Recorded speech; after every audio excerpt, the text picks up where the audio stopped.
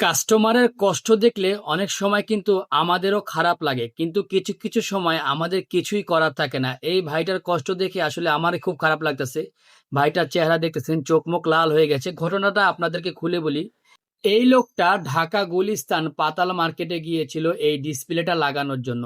আর যেহেতু গুলিস্তান পাতাল মার্কেটে আমাদের থেকে 200-100 টাকা কমে ডিসপ্লে লাগায়, এই 200-100 টাকা বাঁচানোর জন্যই উনি ওইখানে গিয়েছে। আর আমাদের এলাকা থেকে গুলিস্তান একেবারেই কাছে। তো সেইখান থেকে উনি একটা দাম দিয়ে এই ডিসপ্লেটা লাগিয়ে আসে। আসার পরে উনি বাসে উঠেই দেখে ডিসপ্লেটা আর আসতেছে না। সে আর ব্যাক করে নাই, কারণ সে জানে ঢাকা গুলিস্তান পাতাল মার্কেটে উনি ওইখানে গিয়ে কোনো কথাই বলতে পারবে না। এলাকার দোকানে কাজ করালে অনেক কিছুই বলতে পারে। পরবর্তীতে আমার কাছে এসে একেবারে অসহায় প্রকাশ করে বলল, ভাই একটু দেখেন। পরে আমি অনেক চেষ্টা করে দেখলাম, আসলে এই ডিসপ্লেটা আসলে নষ্ট হয়ে গেছে, কপালটা খারাপ, এখানে আসলে কিছুই করার থাকে না। ওনার ব্যথায় কিন্তু আমিও ব্যথিত, আমারও কিন্তু খুবই খারাপ লেগেছে, কিন্তু কিছুই করার নেই এইখানে আমার।